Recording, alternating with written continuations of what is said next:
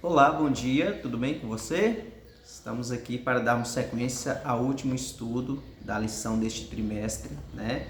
O tema da lição dessa semana, imagens do fim, e hoje, terça-feira, 24 de junho, o tema da lição de hoje, o subtítulo, se é que eu posso dizer assim, né?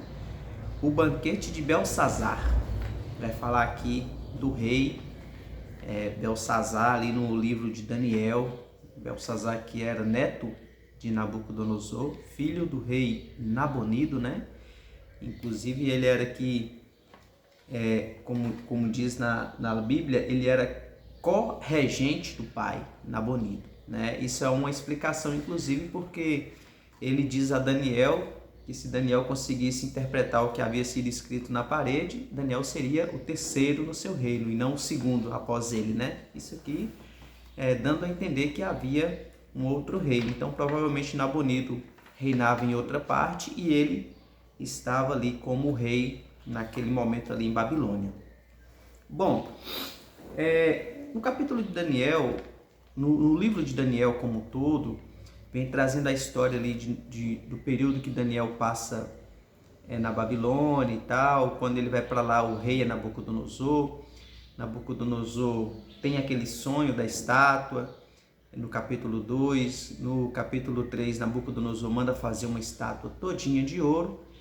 E assim, no capítulo 2, Nabucodonosor reconheceu que Daniel servia a um Deus poderoso, maior que os outros deuses. No capítulo 3, Nabucodonosor reconheceu que os amigos de Daniel serviam também a esse Deus maravilhoso, mas até então ele não havia de fato se rendido a esse Deus, né? Só no capítulo 4, quando a Bíblia diz que a vaidade de Nabucodonosor cresceu demais e tal, Deus faz com que ele passe um período ali como um animal, e depois que ele passa por esse período, ele olha para os céus e reconhece de fato que o Deus de Daniel, né, o Deus criador dos céus e da terra, tem todo o domínio, todo o controle sobre tudo, e nós cremos, porque a palavra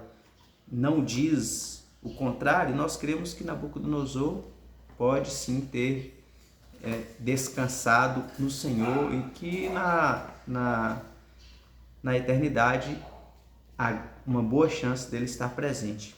Inclusive, no capítulo 5 aqui, que é o tema da lição dessa semana, né? O banquete de Belsazar, o que acontece?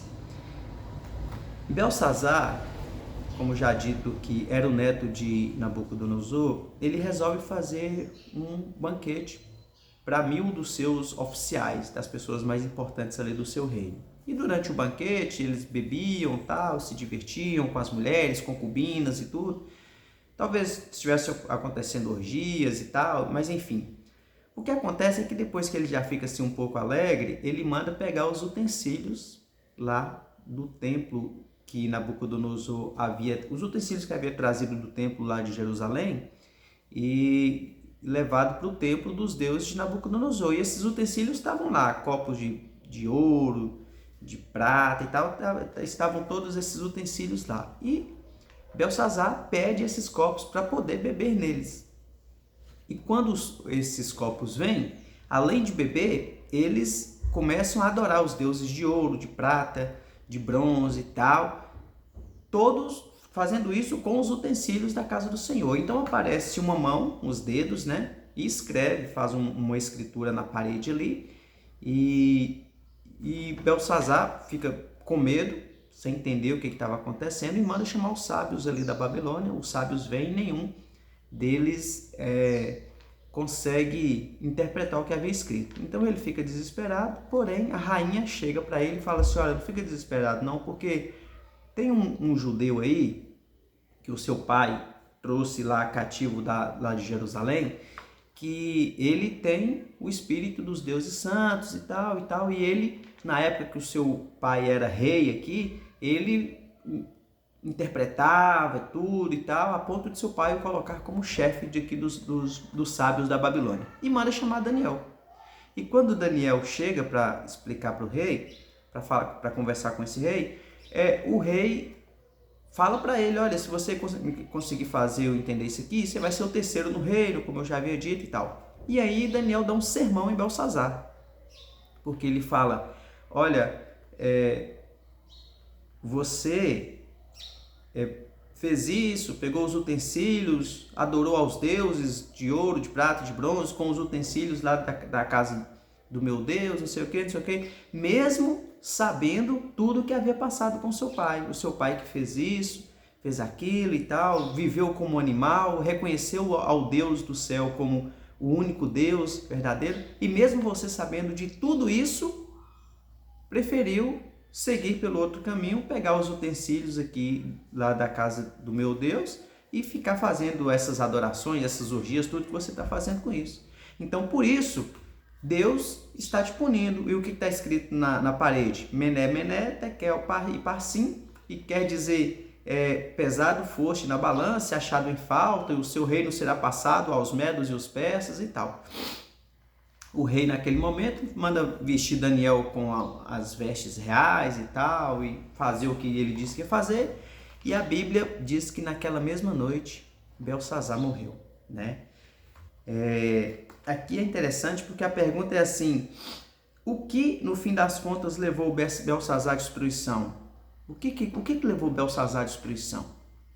Ele não sabia do pai dele? Ele não sabia tudo o que havia acontecido? Daniel não era, inclusive, o chefe dos sábios ali, por causa de tudo que ele havia feito na época de Nabucodonosor? Ele tinha tanto testemunho, ele tinha tantos exemplos na sua própria casa, e aí, com seu coração endurecido, mais uma vez, ele segue os erros do rei Nabucodonosor, ainda que o rei Nabucodonosor tenha se convertido no fim, mas ele segue os erros depois de tanta oportunidade e se diz ser maior, ou que os seus deuses são maiores do que o Deus criador dos céus e da terra. E por isso veio essa punição para ele. Então o que levou ele à sua queda? Será que ele não sabia? É claro que ele sabia, mas ele, pelo seu coração duro, foi que o levou a tomar essa atitude, a tomar essa decisão de adorar outros deuses e a ofender o Deus dos céus e da terra, mesmo depois de tantos exemplos que ele teve em sua vida. E aqui, para finalizar, no comentário da lição, diz assim: ao usar os utensílios do templo de modo profano, ele provavelmente estava ressaltando o fato de que Babilônia havia conquistado os judeus e agora possuía os artigos religiosos de seu Deus. Ou seja, eles ainda tinham supremacia sobre esse Deus que havia previsto a queda do império, né? Daniel havia interpretado para o rei Nabucodonosor que Babilônia ia cair, né? Como de fato caiu. Só que, mesmo depois que Daniel havia interpretado o sonho, não apenas interpretado, mas tinha falado para o rei Nabucodonosor o sonho que ele tivera, né? Então, mesmo depois de tudo isso, aí Belsassar fala assim, não, nós conquistamos Jerusalém, nós vencemos Judá, nós somos mais poderosos que eles, então não tem esse negócio de Babilônia cair. Então, aquele coração endurecido ali, aquela... como é que pode falar? Aquela arrogância foi que gerou ali a consequência da queda de Belsassar, né? Ou seja, eles ainda tinham supremacia sobre esse Deus que havia previsto a queda do império. Deus que previu a queda do império da Babilônia, né? E aqui diz mais, foi um ato de total desafio. Embora Belsassar tivesse evidências mais do que suficientes e até provas da verdade, ele tinha conhecimento suficiente para entender a verdade. O problema era seu coração.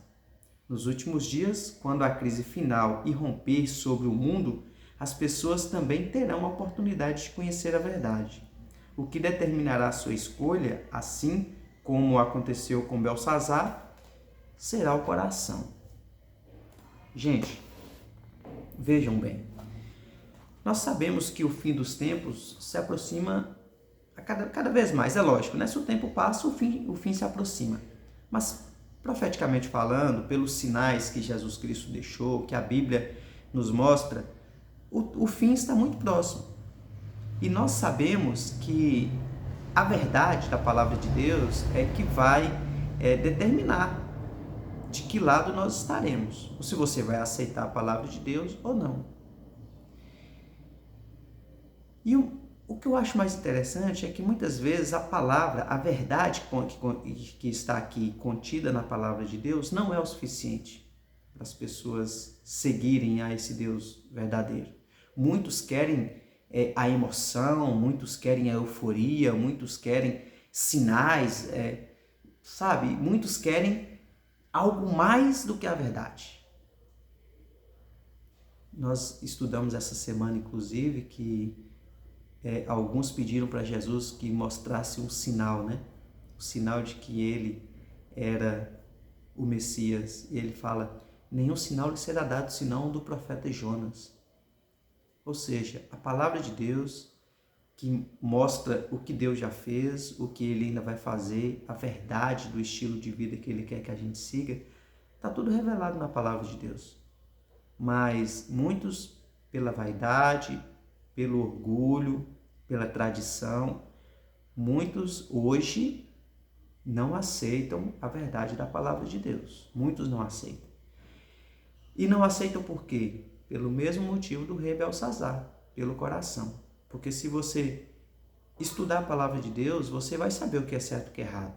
Você vai saber o que deve e o que não deve fazer em relação, principalmente, à adoração a Deus. O que ele quer que você faça, a maneira que ele quer que você viva, o que ele não quer que você faça também, entendeu? O que desagrada a ele, sabe? Então, assim, vai estar, como diz lá em Apocalipse capítulo 12, verso 17, que o inimigo de Deus está furioso contra os descendentes da mulher e vai perseguir esses que guardam os mandamentos de Deus e têm a fé em Jesus.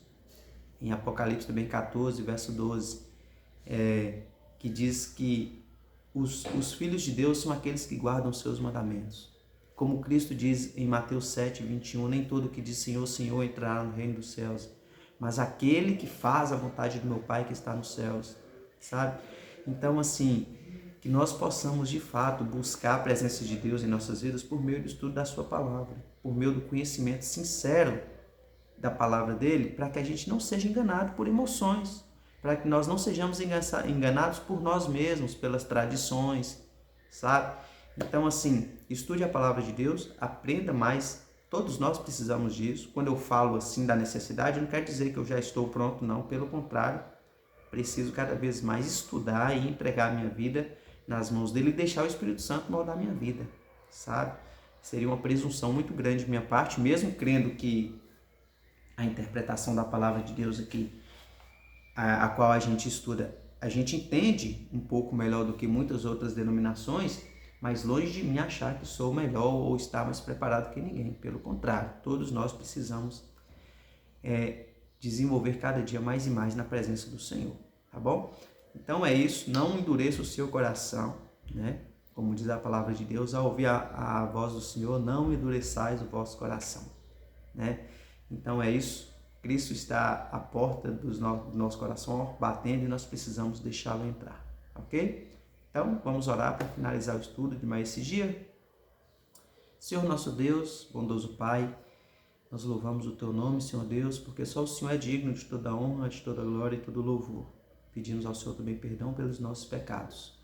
Que o Senhor nos ajude a vencermos as nossas vaidades, a vencermos os nossos defeitos e a de fato estarmos contigo, a entregarmos a nossa vida em Tuas mãos e a procurarmos viver segundo o Teu querer. Sabemos que é impossível vivermos sem pecar neste momento, mas queremos a cada dia estar mais perto de Ti e que o Espírito Santo do Senhor nos guie e nos ajude a cada dia a lutarmos contra as nossas tendências pecaminosas. Abençoe a cada um dos meus amigos e irmãos também que assistem esse estudo e também deem a eles o desejo de aprender mais de Ti a cada dia. Esteja conosco, oramos em nome de Jesus. Amém. Então é isso. Muito obrigado mais uma vez por estar fazendo parte desses momentos aqui comigo, por estar assistindo o vídeo, por curtir também. Que Deus te abençoe, que nós possamos crescer juntos e um dia, por toda a eternidade, estaremos reunidos louvando a Deus ali face a face com Ele. Então é isso. Muito obrigado por tudo. Fique com Deus.